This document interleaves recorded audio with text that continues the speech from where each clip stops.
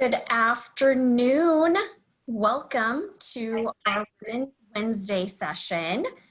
Hi, I'm Brandy Stitt with the Women's Business Center, and we are happy to have all of you join us for our Facebook 201 session.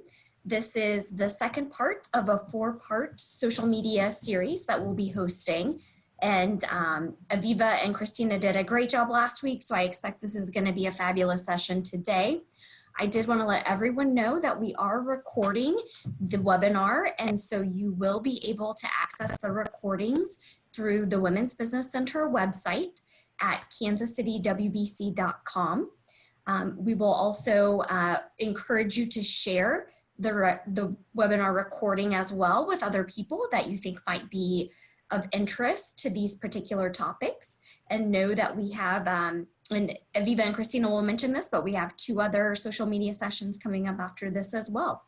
So at this time, I am going to go ahead and introduce Aviva Ajmera with Solve KC and Christina Hager with Digital Ovations. And I'm going to hand over our hosting duties so that they can share screens with you right now.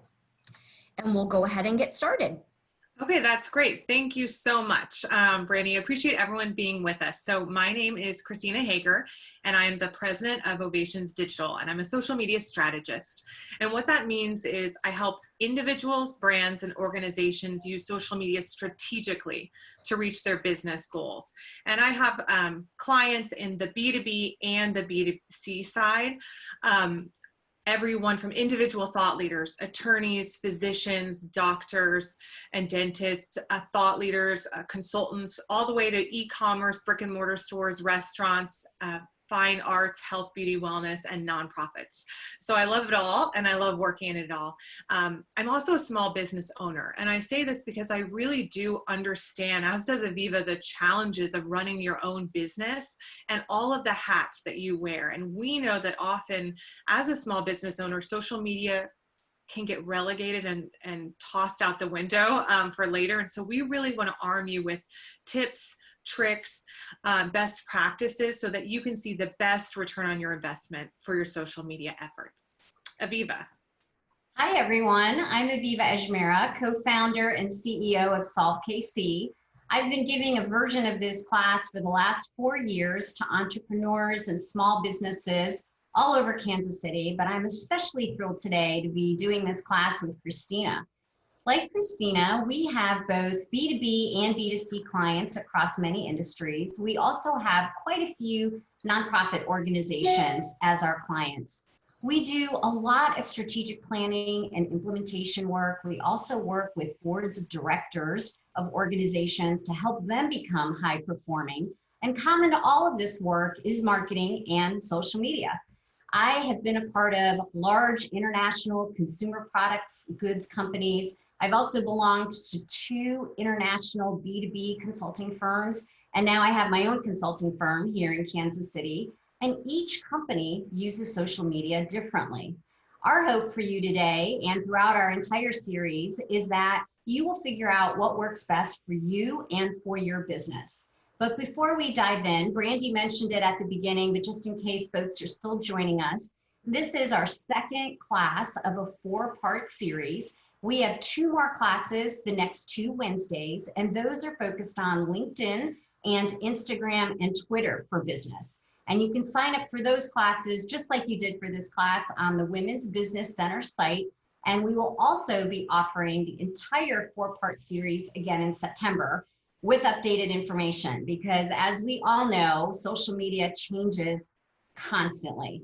So we'd love to see you again in September as well. So with that, let's go ahead and get started. All right, I'm going to put up the agenda for today, and Aviva can run over it with you all. So just be patient as we start. All right. Okay, so I always like to start with a few pictures because I think a lot of times the word social media can create a little bit of anxiety.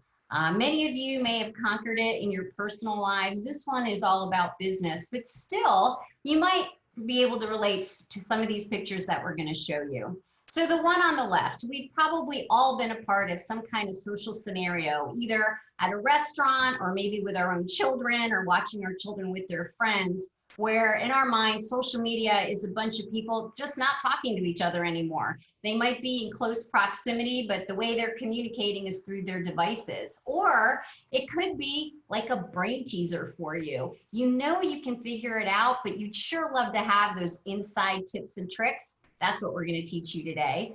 It could be even like a chemistry experiment. You might be a little concerned that if you mix the wrong things together, you may have an irrevocable explosion. We will make sure that that does not happen. Or it could be something like the last three pictures, a whole new vernacular that you have to learn, kind of like a foreign language, just an overall brain spin, or just a big word bubble, all these words that are just floating around. Where our goal today is to help you kind of demystify all of that. So our agenda for our next 90 minutes, we will start with some facts. Those of you that know me know that I'm an economist in my background, and so facts are always what get me to believe. So we're going to share some important facts with you, and we're also going to teach you a little bit about how to speak social. And throughout the presentation, we will have slides that will share with you COVID's impact on social media, because it has definitely changed some social media dynamics. The bulk of our time today is going to be a deep dive into Facebook. So this session is specifically for Facebook for your business. We will talk algorithms, a business page, Facebook ads, groups, how to go live, and some tools. And then along the way, we would really love to entertain some questions from you. So please do use the opportunity to type your questions into the chat box so we can see what they are, and we'll try to get to as many as we can today. And then finally, we will wrap up with just a few slides. So some do's and don'ts and some tips for building your Facebook page. We will have some handouts that Brandy will distribute at the end of the session, but feel free to take any kind of screenshots that you want, and or like Brandy said, the session is going to be recorded. So why is social media so important for your business? 74% of consumers rely on social media for making buying decisions. If you think about how you interact with social media, it's changed over time. And you can probably think of examples where you were the consumer, where you were actually introduced to a product through social media. So if you have a business that has products or services, you have to be on social media. So then the next big question is, well, which social media platform should I be on? So this next chart does a nice job of illustrating for you what the world's most used social media platforms are. And you can see by and far, Facebook is the #1 worldwide used social media platform. As Aviva said, tons of businesses are using Facebook. Tons of individuals are on Facebook. And so it makes sense that businesses are meeting the individuals there. So I want to share a success story of a business who was able to use Facebook. Last week, we talked about Domino's. I was in a really pizza state of mind. And this week, we're going to talk about Toyota. Toyota has had a brand and a reputation for decades here, and really globally, of what it offers. And Toyota had two things in mind that they wanted to offer: that they always wanted to equate Toyota with quality, and that they wanted to have an authentic connection with for the consumer with the car and the car buying experience. So this was really important for them. Some of you might remember in 1979, they launched this 6-year campaign. We saw it all over our television. Oh, what a feeling. That really became part of the American lexicon. So we had decades of advertising before they started using social media. Now, fast forward to 2016. Toyota is already a successful brand, but their target demographic is an interesting age 18 to age 24. And you'll find out when Aviva goes through the facts of Facebook, this is not the largest demographic on Facebook. In fact, it's actually the smallest. But they had a challenge of how they were going to reach this demographic on Facebook. And they had a really high goal.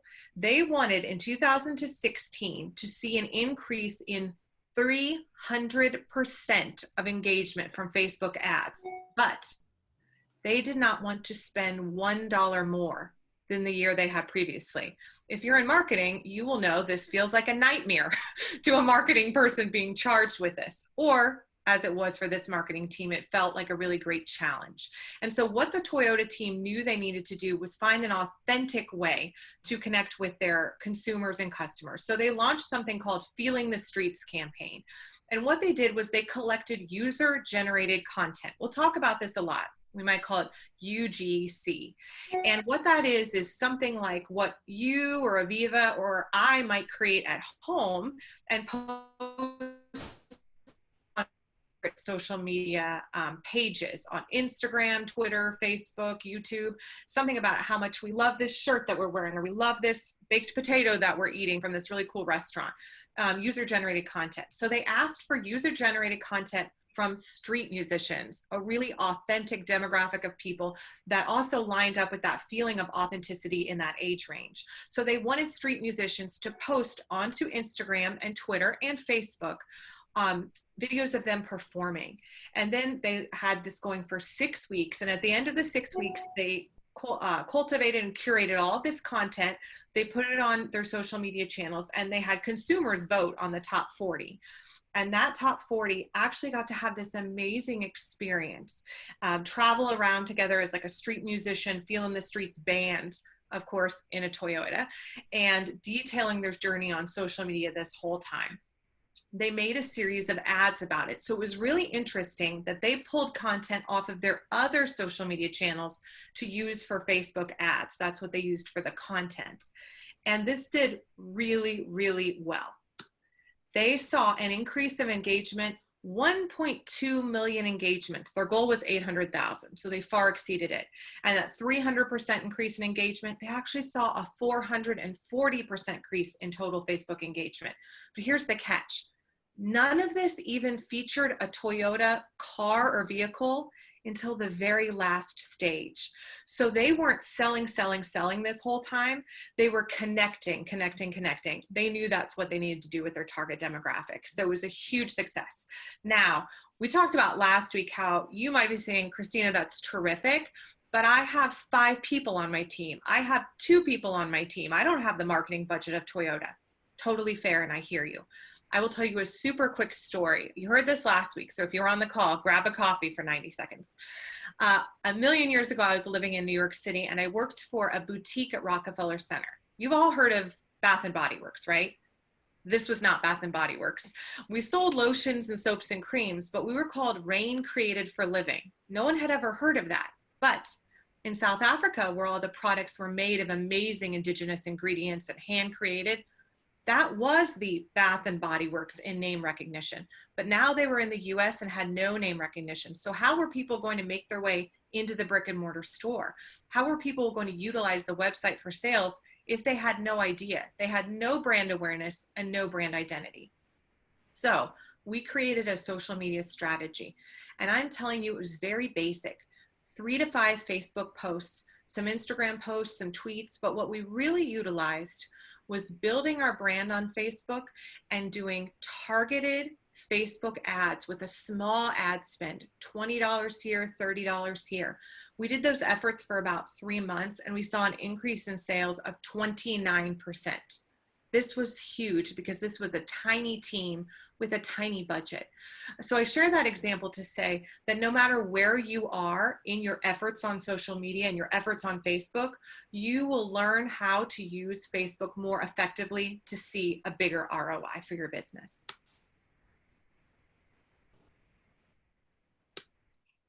Now, social media has changed because of COVID. Here's kind of a snapshot in where we were before. We're seeing huge engagement of internet users. We're seeing an increase of the population in 1%, but we're seeing an increase in social media users of 8.7%. 50% of the population will be using social by the end of this year.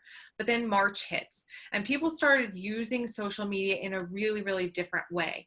But one key we saw, everyone, despite their demographic and age groups, they were definitely increasing their use of social media. They were using it for different things. We talked about this last week, so I'll run through this a little quickly as it's a refresher. 62% of Americans use social media to get their news, and that's as of April 2020. And more people are going on to platforms like Facebook and actually using it as a search engine. Instead of going to Google, they're searching COVID or masks right in Facebook. We see that the habits are changing. People are on earlier in the morning. In March, there wasn't a lot of engagement with brands, but now we see that coming back up. And we also see a change in ad spend. We'll get to that when we talk about Facebook ads. And then we see connection. More and more people are finding it reassuring to hear from brands and actually hear topical information from brands and businesses. They want to know what businesses and brands are doing because of COVID. Only a really small portion of the audience said that they didn't want to hear from people right now in time of COVID. Great. So this next slide is kind of a master slide, and everything after this will be all about Facebook. But we like sharing this slide so you can see and compare the key elements of the top 4 social media sites for business. We're going to focus on Facebook today, but I will hit a couple of highlights across the following 3, just so you can get a sense of comparison and also think about if you want to join us for the following week's webinars. So Facebook by far is the most popular social platform. It is the #1 social media site to influence purchase, primarily because it has 2.6 billion users. 70% of US adults are on Facebook, and for businesses, there are almost 90 million Facebook pages. Folks spend on average 58 minutes a day on Facebook, and it's not usually all at once. If you all have a personal Facebook page, which I'm sure many of you do, you know that you get on every time you have a little bit of gap in something or another. You might get on first thing in the morning, a couple of times throughout the day, and then maybe before you close your phone down for the evening. And Facebook is best for building brand loyalty and communicating with consumers in a non-obtrusive way. So Facebook kind of meets the biggest audience for the biggest reasons. LinkedIn, on the other hand, is very business oriented. So LinkedIn is perfect for social networking in the business. It's a great way to connect with top industry influencers. It does have 590 million users, with almost 80% being 35 or older. So again, as you think about who your target consumer is, some of these demographics will help you filter what top 1 or 2 platforms should be for you. 40% of users use it daily, and LinkedIn is great for business development and B2B businesses. Instagram, very different than Twitter. It is a social sharing site around pictures and 15-second videos. Instagram is now up to 1 billion users. But important to note, 90% of those users are younger than the age of 35. However, 75% of US businesses are on Instagram. Users on general spend about 28 minutes a day, so about half as much as Facebook. But it is ideal for mobile devices and for image-friendly businesses. So if you have an image-friendly business, you should really consider being on Instagram. And then we have Twitter. Twitter is a micro blogging site. It limits your posts to 280 characters. It does have 600 million users, and 67% of businesses do use Twitter. Twitter is ideal for PR, for news, and quick, real-time customer engagement.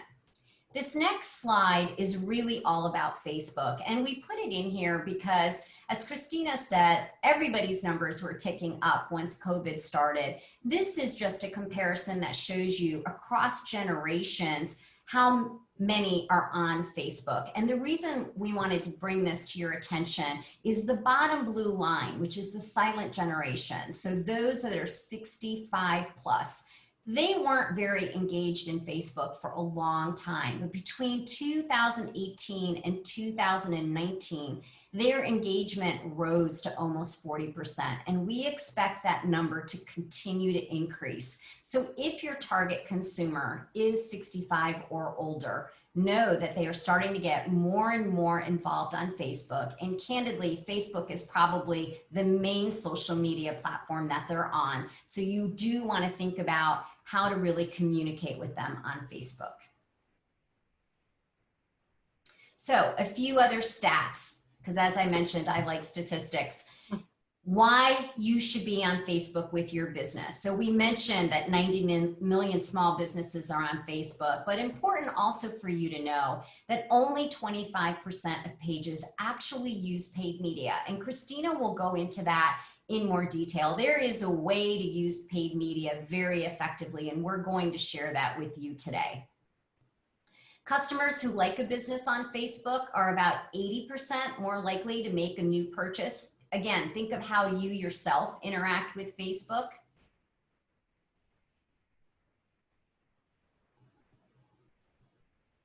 We're having a delay with our build here. Just hang in there with us. And on average, Facebook users click on 11 ads per month. So they're selective, but they're still taking the time to go ahead and click on an ad. And finally, Facebook accounts for 80% of social referrals to e-commerce sites. So in other words, if you have an e-commerce site, you want to make sure you also have a Facebook business page so people can click on it and it will take them directly to your site. And finally, 60% of Americans who watch digital videos do it on Facebook. So Facebook, if you're going to have a social media platform for your business, Facebook is definitely one that you should consider. And if you're going to use Facebook for your business, you need to be able to speak social, especially if you're going to try and interpret the data that Facebook is giving you on your business page. It's giving you a lot of terms that may look like mumbo jumbo to you, but we can quickly share with you what those are. So you probably know what likes are, people who give you the little thumbs up. You've probably seen shares, people taking the content from your page and resharing it onto another. And you have people following you or users on the platform. But people often ask about cost per click, or CPC. And this is basically the cost of what it's costing you to get one person to click on something in an ad or post that you've boosted. An impression is the number of times an ad is on screen for the first time. So you can remember that as your first impression with that person. And then CPM, that's how you can measure those impressions. It's the cost of 1,000 impressions. So that way we start to have some numbers and metrics to go with your efforts on Facebook. Now reach, that's the number of people who viewed your ads or posts at least once. So I like to think of that you're reaching out to give someone a piece of information. And engagement is the total number of actions people might take involving a post or an ad. It could be a like, a share, a comment, anything like that is an engagement metric. And then traffic, you probably heard of website traffic or app traffic. It's an objective designed to drive people to your website or to your app. And then lastly, we have consideration. This is anything that gets people to think about your business and seek more information. So you might be driving traffic to your website because you want their consideration to think about buying something from you. People always want to know, well, what's a good engagement rate? Right now, we're seeing the average across all industries is 6.15% for video posts and 1.38% for just regular status posts. A lot of times I'll have brands or businesses come to me and say, oh, I haven't used Facebook ads. I haven't boosted any posts. My engagement rate, it's terrible. We figured it out. It's 3%. And I say, stop. 3% is amazing for organic efforts, especially if you're not really utilizing things like video or Facebook Live. So it's important for you as a business owner to know where you match up and where the baseline of your efforts are so you can best deliver against that expectation. Okay, so some Facebook fast facts. The chart on the bottom right-hand corner just illustrates for you key demographics and what percent of each population is engaged in Facebook. One of the first questions we always get is, well, how often should we be posting on Facebook? And the answer is a minimum of 3 times a week, but a maximum of 10 times a week. The next question is always, well, what time of day should I be posting?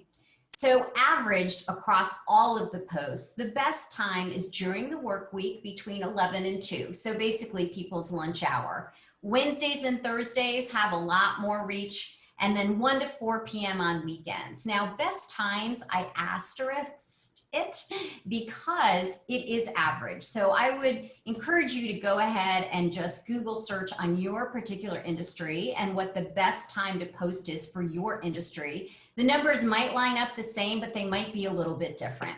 And so how do you get those reaches and those impressions and those engagements that Christina just talked about?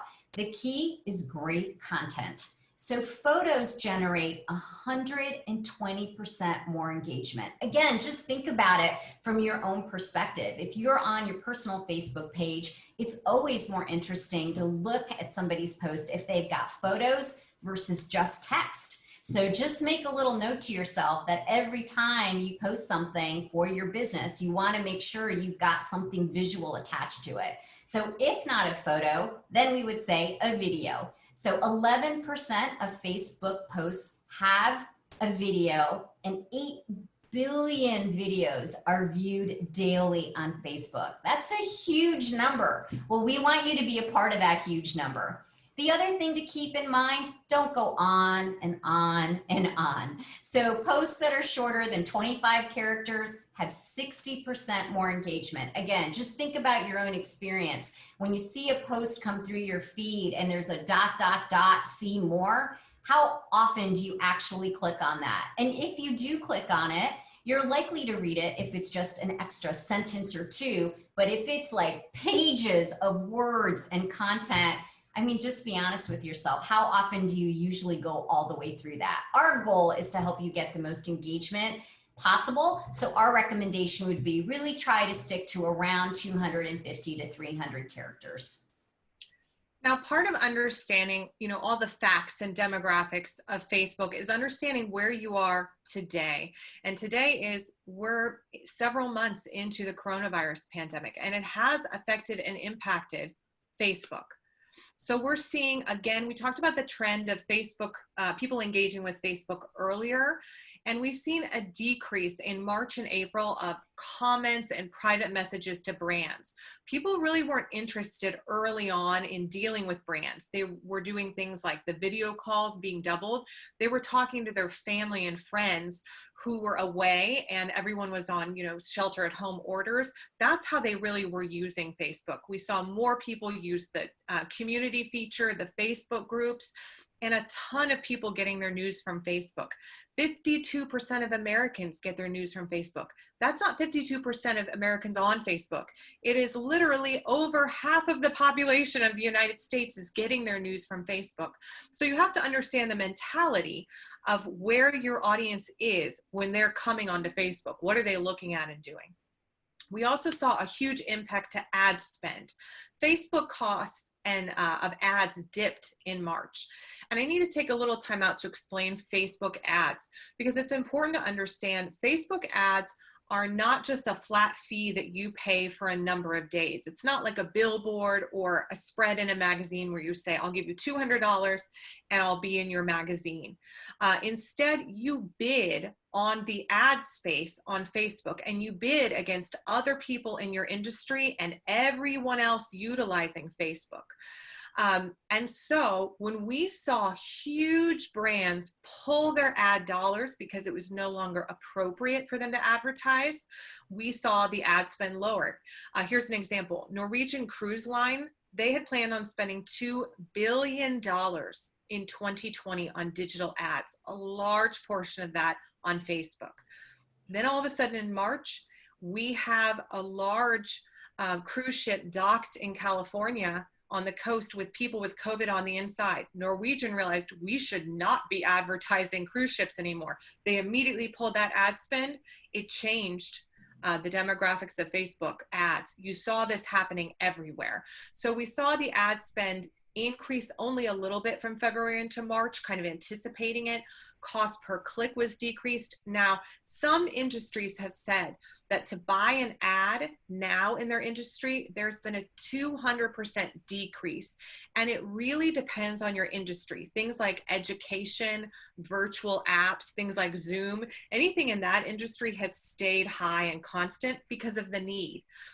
Things like luxury vacations, cruise lines, trips, that has decreased.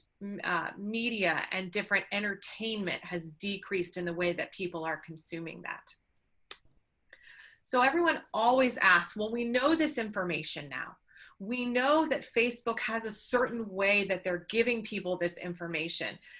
What do we do about it? And so we call the way that Facebook decides what content shows up on a person's feed. That's the Facebook algorithm. There's a lot of mystery and myth surrounding the Facebook algorithm. And the number one question I always hear is, how does Facebook decide who gets what content? And how do I beat the Facebook algorithm? So we want to educate you as best as we can so that you can understand and start to create content that best gets you through that Facebook algorithm. So first, Facebook values content in different ways. Firstly, you have your inventory. This is everything out there on Facebook. You can think of it like an inventory in a store. It includes friends and family and business. Know that as of 2018, Facebook will always value a person's friends and family content more than they will a business. So you kind of have that stacked against you in terms of inventory. Then we have signals. Signals tell Facebook, they give it the data to know what the post is all about, what value it gives them. And this is the one thing marketers actually have control of. Facebook really values everything and ranks everything on what we would call popularity. So I always call Facebook the Regina George of Mean Girls. Facebook is a mean girl who definitely values popularity and value above everything else. And so we'll talk about what you could do to increase your value in the eyes of Facebook. Facebook also has predictions on how a person will react to each post. So if you commented on a post or liked it or shared a lot from a business or an individual, you will probably see that individual or business showing up more in your Facebook feed. That's because Facebook has made predictions that you like that content and you want more of it. Then it takes all of these data points, and it's something like 178 data points. We would literally be here all day. And it gives you a final score. And that final score decides who sees what content and in what order. Now, what do we do about signals? As a business owner, that's really the one thing that we control. So there's signals that are passive, things like the view time if you have a video, that are time posted, other sort of non-active metrics that we can't do a lot about, but there are active signals: comments, replies, likes, and shares. These are all things that I included in engagement. So again, that's Facebook saying, to us, the most valuable content is something that has already been engaged with, and engaged with a lot, because other people have said it's valuable. So you can kind of remember it like this. Facebook, at the end of the day, wants people to stay on Facebook. So it knows that if it shows content that other people have already liked and sort of vetted, that content is sure to be shared and keep people reading and watching. If it shows a lot of content that nobody likes, nobody's doing anything with, what's in it for Facebook to keep showing you that content? Nothing, because they assume you're going to be bored with it and hop off and go and do something else. They want to keep you in the platform. So we need to think of ways you can get your active signals up and increase engagement.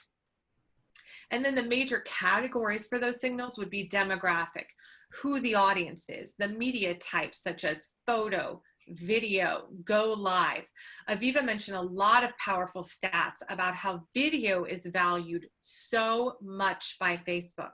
Video is always going to be sort of the top most popular, but it's important to remember this doesn't mean a link to a video. Facebook views you linking a YouTube video not great. because you're having to leave Facebook to go watch it, or they think you're going to leave and go to YouTube and stay on there and get lost in the YouTube mine. They want you to instead upload a video directly onto Facebook and view it there natively in the app. And then popularity, of course, what value does it bring and why and to who? So how do you break through the engagement? This is what everyone always wants to know. So the first thing I'll tell you is the typical time that a person peruses a piece of content before moving on is 1.8 seconds. You do not have a lot of time to get their attention, so it has to be great from the get-go.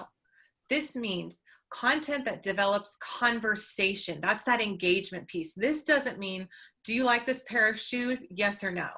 This means posting about your services or your business and trying to engage your community in real life conversation. Ask them not just how they're doing, but what they're doing. Try to get a conversation going.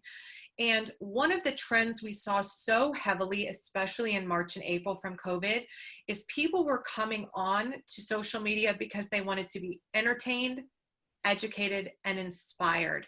They wanted escapism. They did not want to be sold to. And brands and businesses that were really using social media heavily, putting on the heavy sell, they were not doing well and favorably. They saw their engagement really decreasing. We also need to post consistently. Facebook values consistent posting. So Aviva told you, you have that range of between, let's say, 3 and 10 times a week. Don't make it so that one week you post 3 times and another you post 10 and another you post 3. That's going to give Facebook whiplash and your audience, frankly, whiplash. Start with what you know you can achieve and stick with that. If that's 3 times a week, great. Facebook will consider that and consider your consistency like a thumbs up and how they're putting things through the algorithm. And then you want to post when your audience is online. If you know that your audience is online, and you can check this in your audience insights, by the way, if you know they are really heavily online in the evening and active in the evening, even though Aviva and I just told you, most audiences now on Facebook are engaged from about 11 to 12 or 11 to 2. But if Facebook is telling you otherwise, that's when you should post. Every industry is going to be different, and so you really need to use best practices coupled with what your Facebook insights are telling you. And then we talked about this user-generated content and how Toyota was able to share that.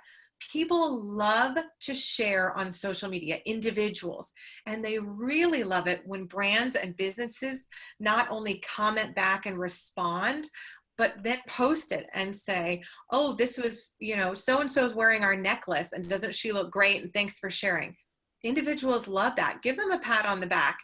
Give them a little time in the spotlight. So ask for user-generated content. And then use the best practices for Facebook. We're telling you, and Facebook is telling you, video is valued. Go live is valued. Groups are valued. Boosted posts and ads are valued. Go ahead and put the content that's best for Facebook on Facebook. Save things that look a different way for a different channel. And so it's important, that's why we're sharing these best practices with you today. Again, people want to know about the average engagement rate and the average organic reach. So we wanted to share that with you so you can compare, how your brand is doing today organically. And this actual organic reach for Facebook, 5.5%, that's what it is right now. That's actually the highest I've seen it in a long time. Usually we're seeing a business only reaching maybe 2% of your followers. So this means if you have 100 followers on your business page and you post something, max maybe 5 people are seeing that, unless you are boosting that post using a Facebook ad, or you have figured out great ways to break through the algorithm, and then you'll start to see higher reach and engagement. So we're going to take a little bit of Q&A. We had this question last week. How do you know if you need a personal and a business page, which is such an interesting question. A personal page is really for your personal use, but most importantly, you don't have access to targeted data. I've been talking about check your audience insights or use geo-targeted ads, boost a post. You can't do any of that from your personal page. You don't have any way for it to be ranked in SEO, search engine optimization, as like a little storefront for you, like a mini website in Facebook if you're using a personal page. Now, here's why you should not have a Facebook business page. If you know for certain that the audience you want to reach is not on Facebook and you are going to have far better success using something else, then you should use that channel. If you are just going to use Facebook just to sell, just to post outgoing links to your website, don't do it, because it's not going to be good use of your time. And if you don't have time for multiple social media platforms, if you're already on two and it feels like a full plate for you and you're not ready for Facebook, don't start your Facebook efforts until you are ready and you can optimize them for success. So any questions so far about the algorithm, best practices, implications of COVID, or sort of general Facebook demographic questions you may have? We can take those now for a few minutes. So we actually don't have any questions in the chat right now. So I'll open up an offer to everybody. You're free to submit questions throughout the presentation. We will have 2 more opportunities minimum to answer your questions. We'll go ahead and move on just so we're using your time well, but know that you can input questions at any time. All right. Okay, so Eva's going to talk to us about a Facebook business page. Right. So hopefully it's clear in your mind if you need a Facebook business page or not. But just in case you're still kind of sorting through some of it and trying to decide if it's the best use of your resources, Christina mentioned a little bit, but a business page on Facebook helps you with quite a few things that you can't get out of your personal page. It will help you gain insights on your customers, gather their emails, enhance customer service. It will also allow you the ability to run targeted ads for better return on investment, build that brand loyalty that you want, drive website to your traffic, and also just keep an eye on your competition. So 2 fun facts with Facebook business pages. 78% of American consumers said they've discovered products on Facebook, and 39% of users will follow a Facebook page in order to receive a special offer. So again, if you have a service, especially if it's a business to consumer service, take a little note. If you're able to offer some kind of a discount or a special offer, that's a great way to get people to follow you and to get engagement, especially if you're just launching it or you're wanting to reinvigorate it. Also, something to keep in mind, Facebook is your storefront, especially if all you have is an e-commerce site. It is something that is searchable and public, so anybody can find your Facebook business page. It allows potential customers to kind of check you out, to see what your services are, to see what other consumers or customers of yours are saying about your business. It provides a way to customize and measure your advertising so you actually know what's working and what's not working. It's a great way to showcase hours and address and directions. If you have a physical site, we will note, make sure you keep that stuff updated. There's nothing more frustrating than somebody trying to go to you when they think you're open and then you've changed your hours and they actually reach you and you're closed. We don't want you to have to be on the receiving end of that. It does increase your SEO, and it offers you a chance to connect and engage with your customers without them having to physically be face-to-face with you. On the bottom, we have 4 Kansas City organizations that are really special to the 2 of us that have great followership. And one thing we would recommend as you're getting ready to really supersize your activity on your business page is take a look at other businesses. Either other businesses that are around the country in your space or other local businesses if you've got a local page. Kansas City is such a phenomenal town and we all always want to support our small business owners. See how some of the other successful small businesses and organizations, what they do on their business page, how they engage, how they use video, what kinds of content they use for their posts, and you can get a feel for what you like and what you think will work best for your business. I'll add another little tip as well. With your business page, there's actually a function at the very bottom of the page called businesses to watch, your watch page. So if you have competitors, people in your space, or brands you're just really interested in that you may partner with, you can actually load those in there. They will not know that you've done so. And you'll get some analytics about their best posts, their viewership, their reach. And so that way you can start comparing numbers, looking at their content and say, how does our content stack up? Now we're going to turn to Facebook ads. This is what everybody always wants to talk about, is Facebook ads. It can look really confusing. And so we really want to simplify Facebook ads for you because they can be very effective and they're very important. And why do you need them? Well, we talked about that organic reach. You need to amplify that. You need to micro target your audience, and they're very cost effective because you can run them for a day, a week, a month, and you can change and tweak them. Nowhere else in advertising do you really have that ability. Like I said, you put up a billboard, it's there until someone comes and takes it off, right? However, from the comfort of your own home on a Tuesday, you can look at your ads on Facebook, see how they're doing, A/B test them, and then change and tweak the ads that you need to have a little better performance for you. And it's simple. There's really a 5-step process in which we're going to take you through step by step and talk and take some questions about what that looks like. Everyone always wants to know the average cost per click. Across all industries, the average cost per click is $1.72. Much higher in some industries, something like banking or wealth management, it's like $3 or $4. Something like e-commerce, it's a lot lower. So it does depend on suggested, Googling and even going into Facebook help to find out what that is for your industry is important so you can have something to compare your ads against. So let's talk about building an ad that works for your business. So the first thing you need to have is Facebook Ads Manager. If you have a business page, you have this available to you. You create a campaign with an objective. Aviva and I are big on linking all of your social media objectives to business objectives. And if you're working with someone to come up with a social media strategy, this is important in general. Facebook actually helps you do that with each of your campaigns, which is nice. So what might those business goals look like? It might be something like brand awareness. Let's say you don't have very many followers. You have a new product. You're not engaging a lot with people.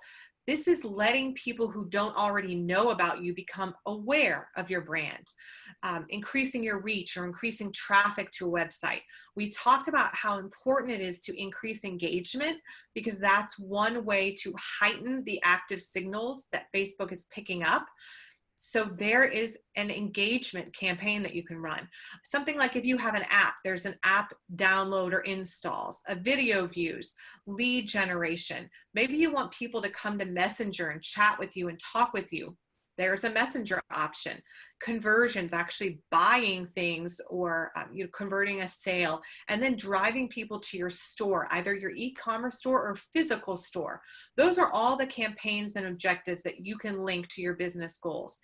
And at the end of the day, every campaign should not be to sell something. You have to think as a marketer of a sales funnel. What is it? You need the average touch point is like 7 points until you actually can convert a sale. So think about what the other campaigns you can run first are. Probably brand awareness, then maybe reach and engagement. Then maybe you're driving people to a website. Then maybe you're asking them to have conversion. Don't just skip all those steps and immediately ask people to buy something. That's not how you want to be sold to on Facebook. That's how you don't want to be engaged with in that way on Facebook. So think about your customers as you think about the way that you utilize and talk to brands on social media.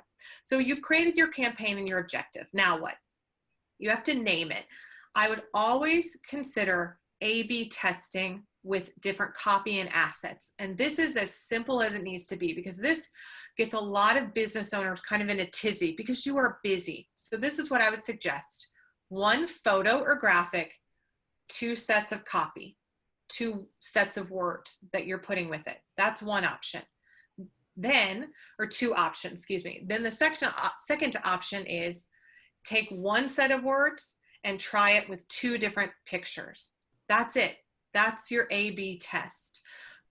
Often people want to know how much of my budget should go to A/B testing. In an ideal world, I would save 20% for A/B testing. Once you start your campaigns, once you get an idea of what's working, this can become more slender and slim for you, but think about reserving about 20% for that. And now this is when you build your audience. This is really exciting because this is the benefit of Facebook advertising. You can get so targeted. So you can create an audience you can save, and you can really personalize and build this based on interest, location, age, gender, income, behaviors. Do they use an iPhone? Do they use a Mac? Do they use a all of these different things? You can really build it. So an example, let's say you're a real estate agent and you only deal with high-end luxury apartment buildings that are downtown. You're not going to want to choose every single age and every single income level. You know what that is. So you can build an ad and an audience for that ad that really is targeted. And then you can save it so you can use it again and again. A custom audience. This is very valuable for you. Your custom audience can be either retargeted from people you already know. Maybe they visited your website. Maybe they've engaged with your content already. Maybe they've already purchased something. That's a custom audience, and you know where that customer is in their development and relationship with you, where they are. They are cold lead, warm, hot, they've already purchased, and you can build a great ad on that. And then we have lookalike audiences. These are one of my favorite things to do because they reach people who look like and are similar to your customer database. So you already have a custom audience saved, you can build an audience. So I'll give you an example. I think I have my friend Leslie on here. Hi, Leslie. She runs Redbridge ECC. It's an early childhood center. My child goes there, and Aviva's bonus grandchild goes there too. So very exciting. We both have a relationship with ECC. Leslie knows that she already has hundreds of emails of parents who are the right age, the right demographic, and the right location. She can build a lookalike audience of people who are in a similar place in their life that she can build an ad to, advertising Redbridge Early Childhood Center as a great place for your kids to go and have a wonderful experience. That way, people who are in the same sort of walk of life will see those ads.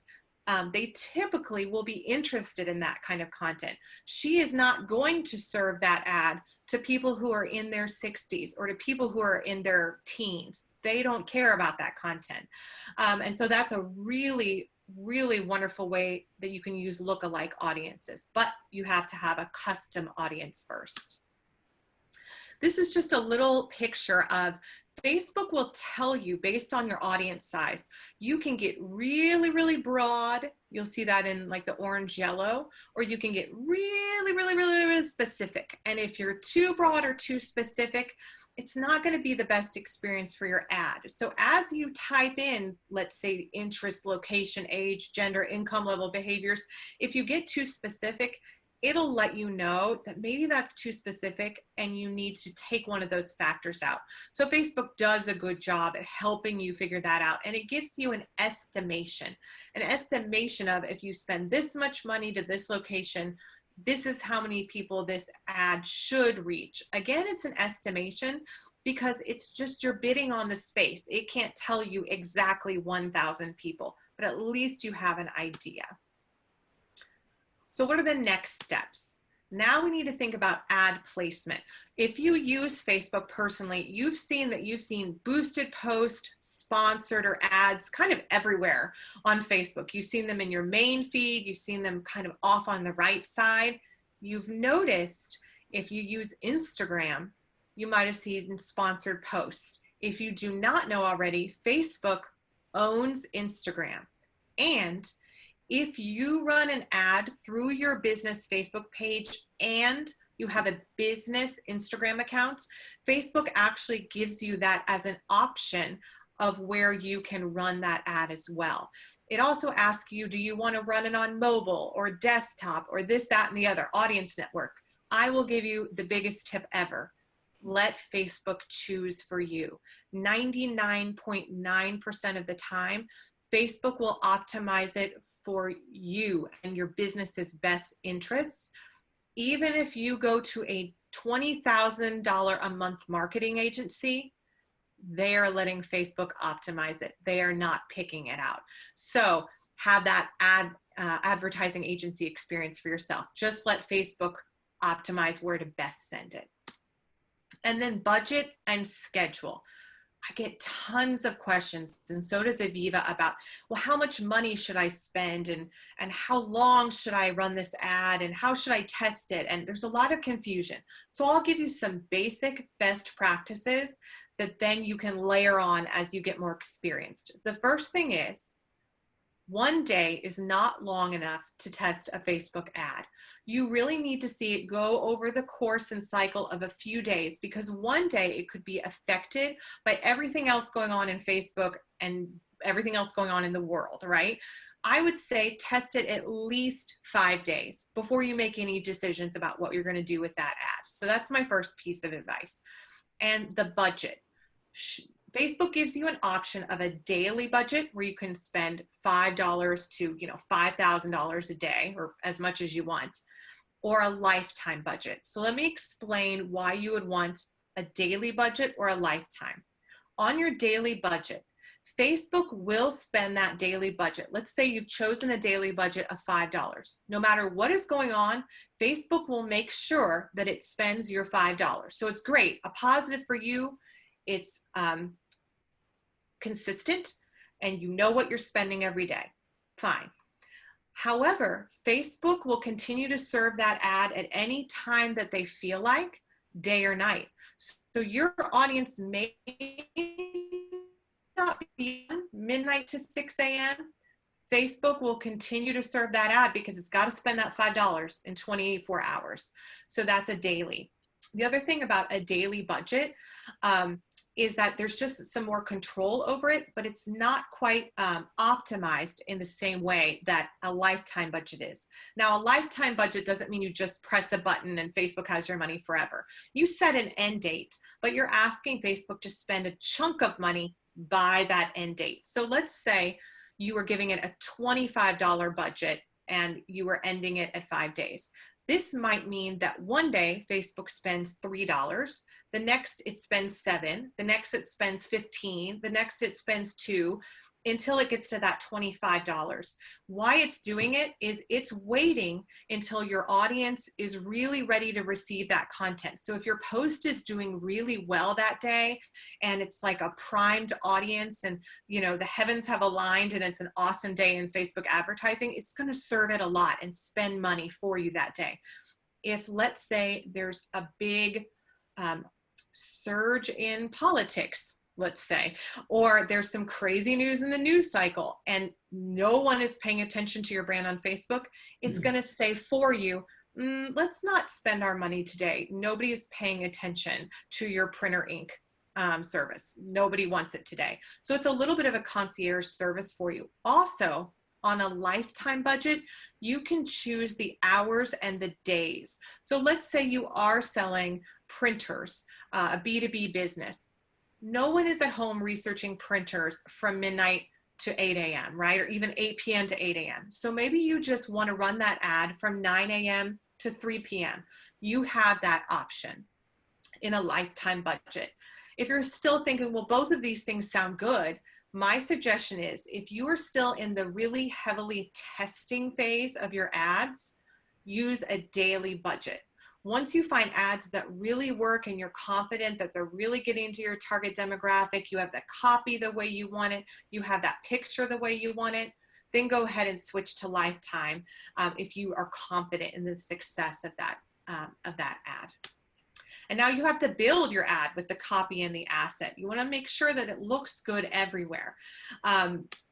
So you can build a carousel, a single image or a video, a collection. It gives you a lot of different ways that you can upload content. As Aviva said, video always does really well, but I caution you, remember, something like 90 or 93% of people are watching Facebook ads or Facebook videos without sound. So if you think your video is awesome and compelling, try watching it without a sound.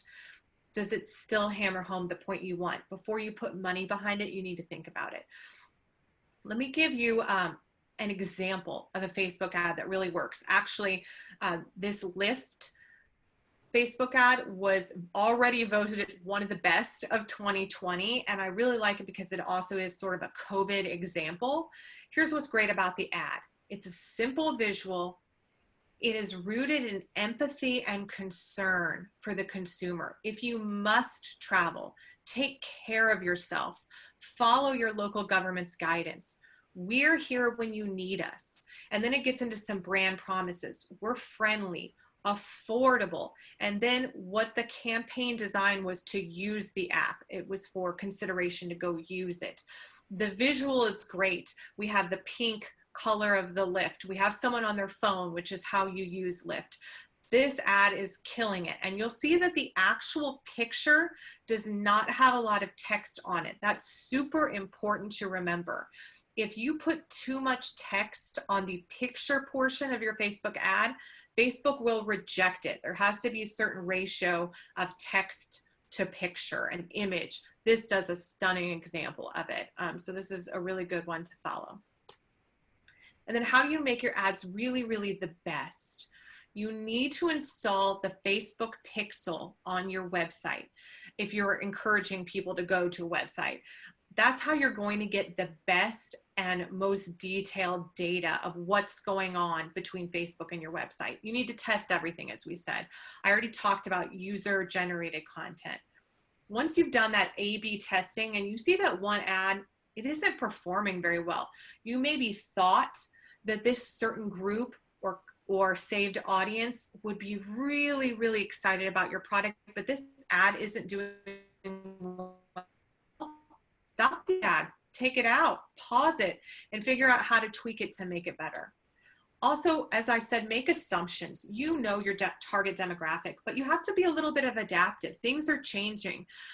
Right now, we're in a situation where everybody is waiting kind of to hear what's going to happen with schools and universities open. If you are in that industry of education or anything related to that, you have to be very adaptive, that things will change. If you are in any business right now with COVID, you have to be willing to pivot on a dime. You have to do that for Facebook ads. Like I said, I'm a big fan of lookalike audiences. Don't forget to target your email list. You can build a custom audience off of your email list. Super successful way of doing things. But I will say this, even when you have made your ad the best, good job, beware of ad fatigue. There's something where, especially if you have a small audience that you're serving your ad to, once they've seen the same ad or the same really similar type of ad, they grow weary of it.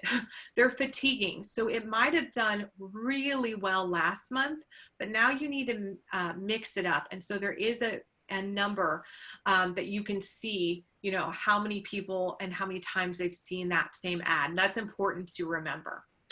Here's two ads that are really successful. They're simple, they're static images, but I want to give you some examples. One is a B2B and one is a B2C. So Monday.com, the top one, this is a platform often used in the workspace. It's a project management tool. Everyone is working from home, so this is a hot commodity right now. What they were trying to say and who they were trying to sell to is Mac users. So the word Mac, it is right there in the middle of the ad. And what they did was really smart. They took their logo, which you can see, but they used the colors of Apple, those really recognizable colors, the rainbow, and so made it very identifiable and interesting to Mac users. They called it the ultimate project management tool. It's the new generation. It's visual. So they're really backing up what it is with bright colors, and they're serving it to an audience that's really interested in that value prop. And then the second one is all for me, because it's about drinking massive amounts of wine when you are at home working from home. And so this was actually a retargeted ad. And it's super simple. It's wine bottles. They look nice. We don't know what kind all of them are. Get 3 bottles for $19. It saves you money on wine. Get a discount. Remember, Aviva said for people you want to follow your page, offer them a discount or some reason to come into you. So this was served as like a sidebar little ad, right side, to people who said their interests were wine. Perfect. Give the people what they want, the wine. So 2 examples, very simple, but very successful ads. As I said, I can give you, and we can give you general information for what your cost per click should be or what your engagement should be. But as you can see, there are different numbers all throughout whatever industry. So if you're wondering and want some benchmarks, the data is out there. Facebook is very good with sharing its advertising data. All you need to do is Google it, honestly, if you want to know if you're in tech or travel or beauty or B2B, and you can see your average engagement, cost per click, all of these metrics are out there for you. As we open up for questions, and I have a feeling we might have a few, something really topical we must share is the first thing we're seeing a change in ad spend from COVID, but now people want to know about the Facebook ad boycott and how it will impact your business. So really, firstly, what is the Facebook ad boycott? 750 companies starting July 1st took they called an infinite pause. Some people decided to pause their ads on Facebook for July and some indefinitely. These are brands as far reaching, we'll tell you a few of the brands in a few minutes, but huge brands, Coca-Cola, Levi, REI, Patagonia, brands that are spending a lot of money. And the reason is Facebook, they want to encourage Facebook by taking their ad dollars to stop hate speech on the platform.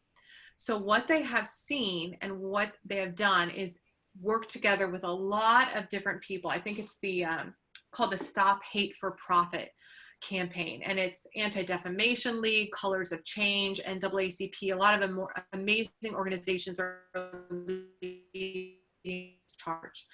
And they're asking people to take their ads off of Facebook until Facebook changes and does something about what they're calling hate speech. So you can see, gosh, look at all of these huge, huge brands that are removing their ad spend. Some are doing it very publicly.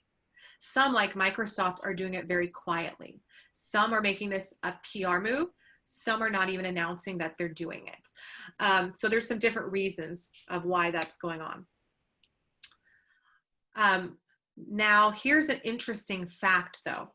Many companies pulled their Facebook ads, but left their ads on Instagram. Now, you might remember, Instagram is owned by Facebook. The money from Facebook, or Instagram ads, excuse me, goes to Facebook. So that's an interesting idea of what those brands wanted to do. Some of them left it on the Facebook network, which targets like third-party vendors with some information. Some took it off of everything. And how will this impact you? Let me tell you a little bit about the dollars that were actually taken off.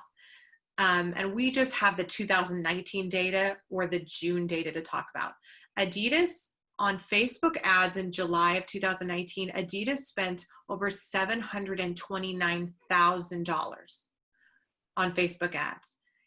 On Instagram alone this year, they spent $863,000, gone.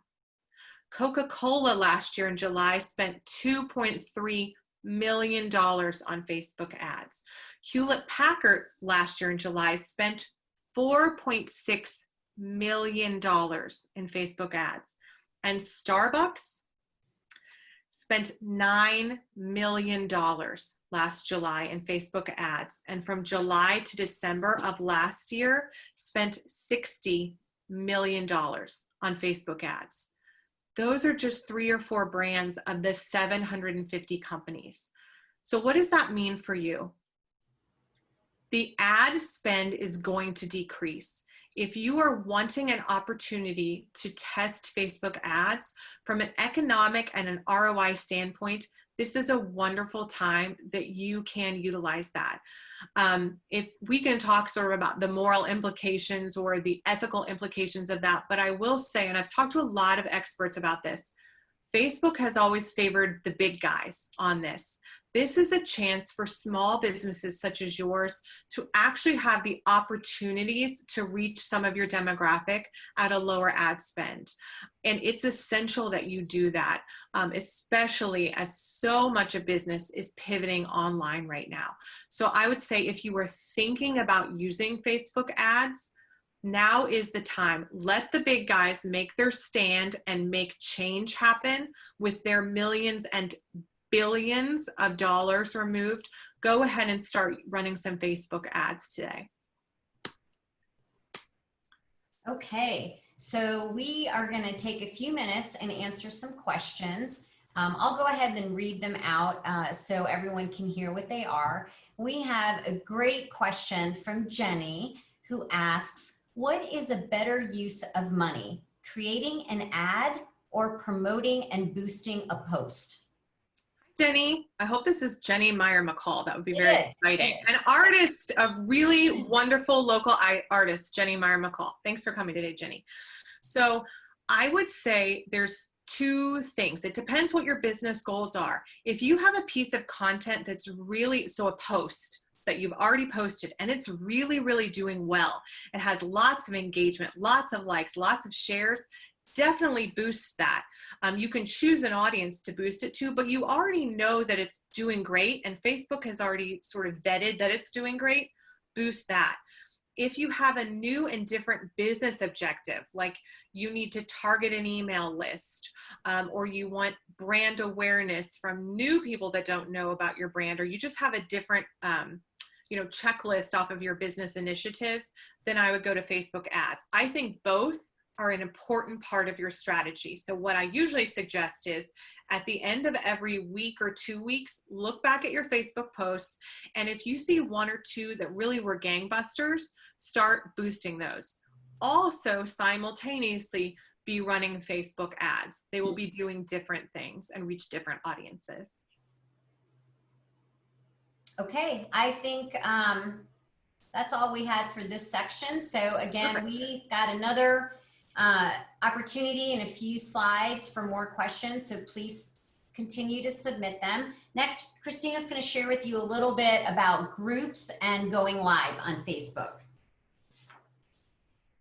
All right, so Facebook groups are a great way that you can create sort of a wonderful closed experience for your followers, friends, and fans. So what is the purpose of a group? Number one, they can be a public group. Anyone can find you, anyone can join you. They can be a private group, sort of invitation only. People can know you're in the group. People can see who's in the group, but they need either an invitation or they need to be led into the group, or a secret group. Nobody knows you're in the group. Nobody knows what the group is unless someone from the group invites you.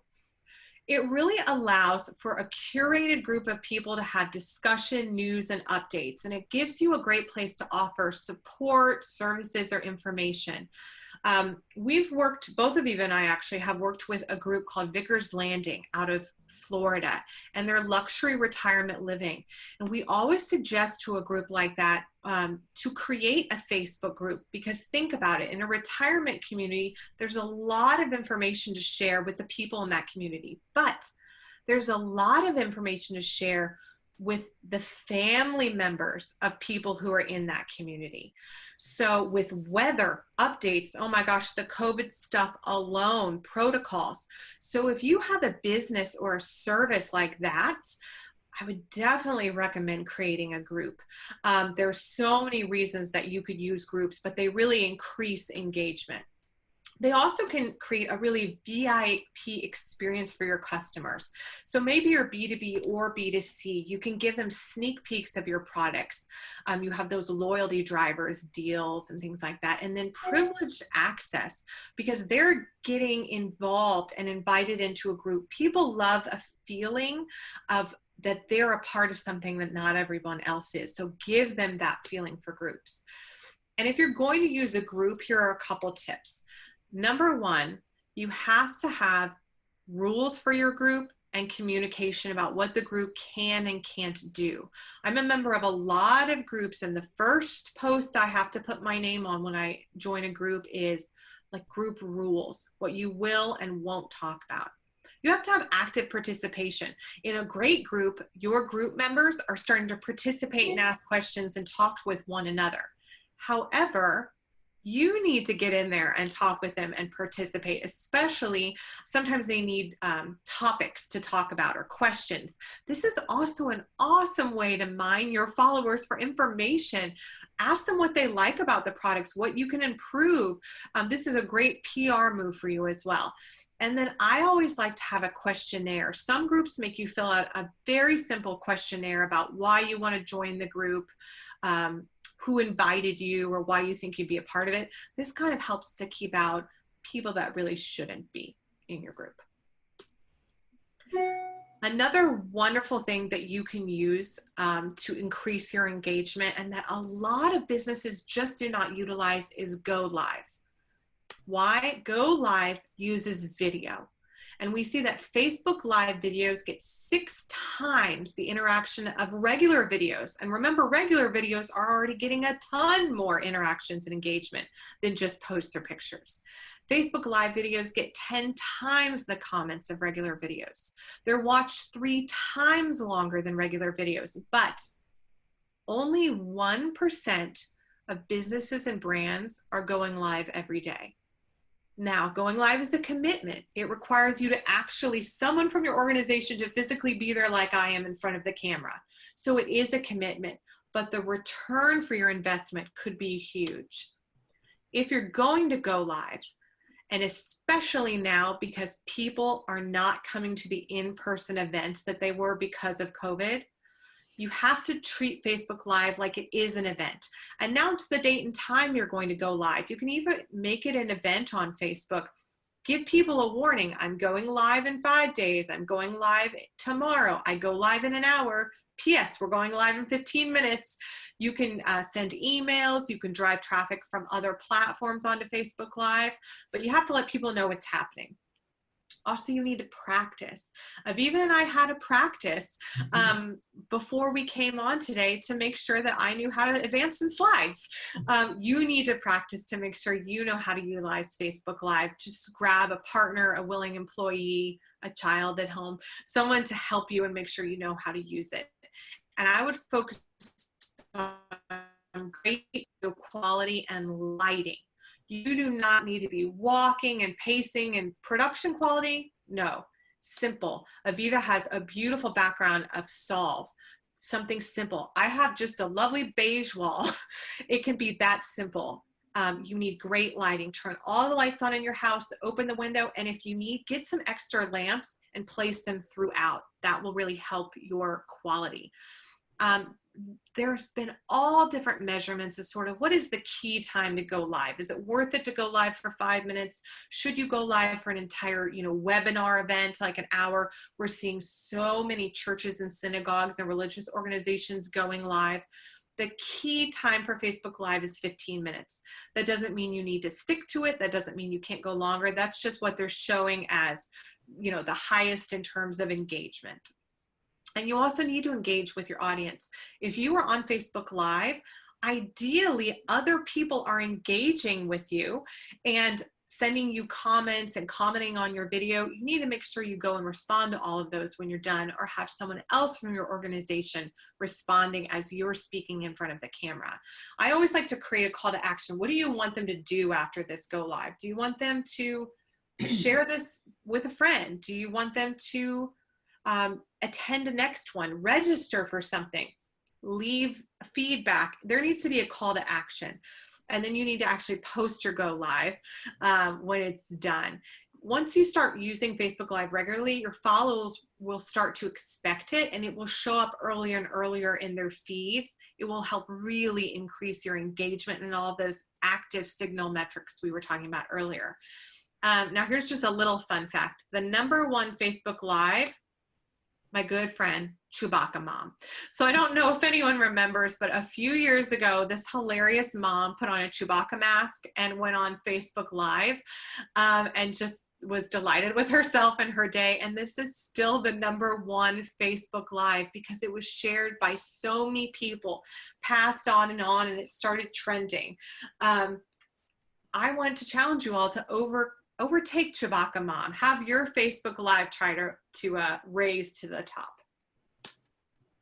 Now let's talk about the bad stuff, the stuff that's going to kill your Facebook engagement, because we've talked about all the great stuff.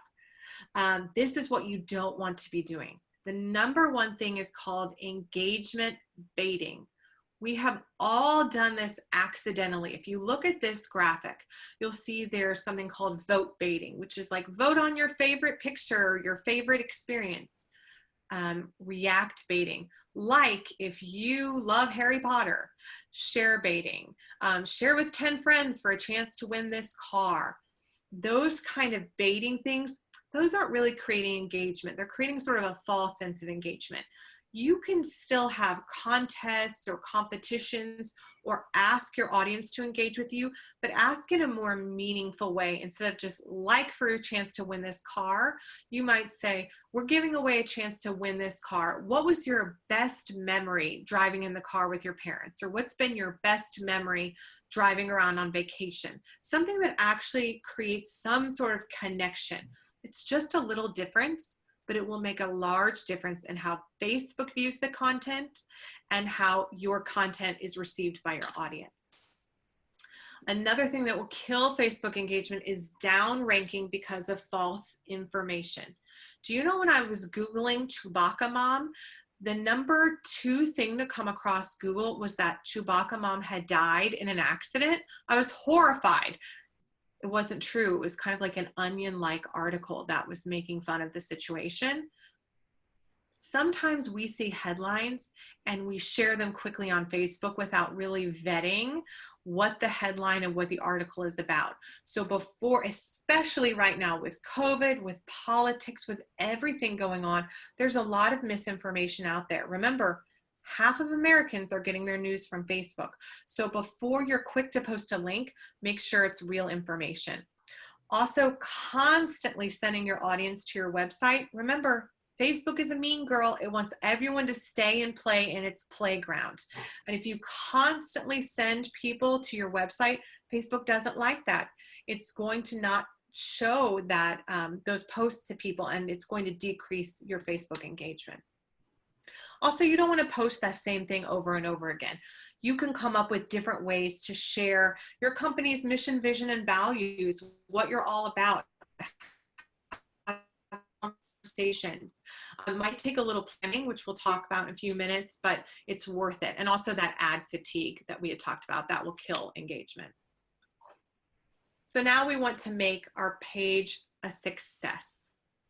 This is the best way to optimize and make sure that Facebook is what it needs to be. You need to make sure your cover image and photos updated, that everyone is seeing your posts, and that you have filled out your profile completely. Only then are you ready to create that content. Having photos, videos, planning it out, and really scheduling so you see the best bang for your buck from your page. And then again, engaging with your followers. You can ask questions, run contests, post value that's driven for the content, and just remember to keep posting and boosting for visibility. Okay, we have shared a lot of really great information, and hopefully you feel very informed now about how to really optimize your Facebook business page. We wanted to also include one slide for you on tools to make it a little bit easier, because we know we shared a lot of information and you might feel like you've got a lot of big learning curves ahead of you, and we don't want you to feel overwhelmed. So as we've been saying all along, plan your content out, purpose and the timing for each post. There are 3 apps that we think are really great at helping you create pretty posts. They are Canva, WordSwag, and Pablo. So feel free to check those out. We also recommend that you use the publishing tools available on Facebook. So Christina mentioned to you, you've got the opportunity to plan in advance, know what days of the week you want your posts to get published, and Facebook does have tools to do that.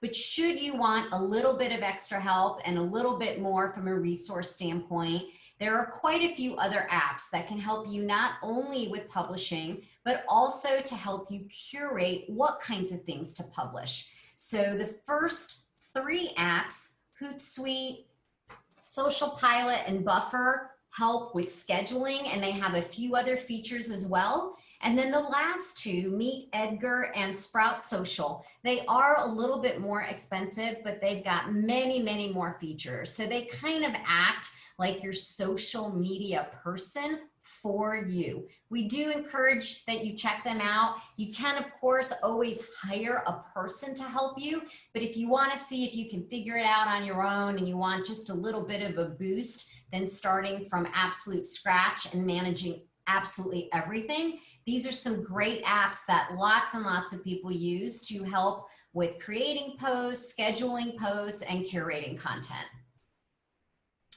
Okay, do we have any other questions? I know we've been sharing a lot of information, and we definitely wanted to give you the opportunity to ask questions. We've got just a few minutes left together. So one thought is, let me kind of go quickly through the next few slides, and it'll give you a chance to submit any questions, and we'll try to leave just a couple minutes at the end to answer any questions that you submit. So we want to give you a reminder because of COVID's impact on Facebook. Use and engagement right now on Facebook is up. This is more time online and more followers who are ready for your content. They're seeking inspiration, escapism, entertainment. You can take advantage of this alongside these low media costs for Facebook ads. This is a time really where small businesses have a chance to see great results in social media. So take advantage of that today. So this visual is just a great way to kind of help you with your decision making. And we thought it would be neat to share with you so that it's just kind of a tool. As you think about, hey, I know I need to post something on social media, first ask yourself, does it have value? If it doesn't, kind of go back and figure out what would be valuable to your consumer or your customer. Does it fit with the mission of what your company is all about? Is it the very best format for the post? And are you posting at the very best time? Assuming that you've got yes down this vertical decision tree, then go ahead, you're ready to post. And just some recaps on do's and don'ts. So I know we've shared a lot of content with you, and we started out at the very beginning that said, make sure you have a strategy that links with your business goals. And keep in mind, your page is a reflection of your brand. So keep things very authentic to your brand. Make your posts fun. Don't have it be all about selling. Share a story, have promotions, have incentives. Always, always remain professional. Sorry, Aviva, there you go. That's okay. And track your results. So Christina said one of the biggest benefits of having a business page as opposed to just a personal page is that opportunity to get data. What's working, what's not working, what kinds of posts are getting you the most likes, the most engagement, the most clicks to your website, depending on what your objective was for those posts. And finally, we mentioned this just a little bit, but I can't state it enough. Be a good Facebook friend. Show reciprocity. So just as you're trying to get engagement on your page, if you've got other pages that you follow, or frankly, other small business owners that are friends of yours, engage with them on their pages. Like their pages, like their posts, comment on them. You're even welcome to share them if you want. It all helps with that algorithm. And then as you think about actually building your calendar, choose the days of the week that you want to post and select that focus for each day. So Christina said, be consistent. You want your followers to get used to, oh, they're going to post twice a week, or they're going to post at 10 a.m. every single day. Whatever the case might be, decide what's best for you. Again, remember, you have tools that can help you. You don't physically have to be at your computer, post uploading and hitting send at 10 a.m. every single morning. Plan your calendar 30 to 60 days in advance. We've got a couple of slides that we will share as a part of the handouts just to kind of get you started on July and August. Set aside time to do it, or like we said, use an app, or you can even hire somebody to help you, but gather those photos and videos, create your posts, figure out what time of the week or month is best, and you can get set for the next 30 days. And then finally, I know sometimes it can feel very overwhelming regarding what to actually post. There's always something to post. Here are some examples of what you can use, but as we suggested, feel free to take a look at other small businesses, either in your space or in your community, or those that are just getting tremendous response and return on investment from their Facebook pages, and see what they're doing. There's no reason that you can't adapt that to fit your business. The next few slides are just some tools that we have for you, just to kind of get you started on July and August. And then again, just a reminder, we've got 2 more classes coming up in our social media series. The next one is next Wednesday at 1 o'clock, and it focuses on LinkedIn. And then the final one in our series is for Instagram and Twitter. That will be on July 29th. And again, thank you to the Women's Business Center and Christina and all of you. I know most of you were able to hang in there with us the entire time, and we appreciate it. We've got another just little bit of time. If you got any last minute questions, we would love to answer them. Otherwise, we look forward to seeing you next time. Okay, it's 2:30, so to respect everybody's time, I think we're done for today. Thank you, everybody.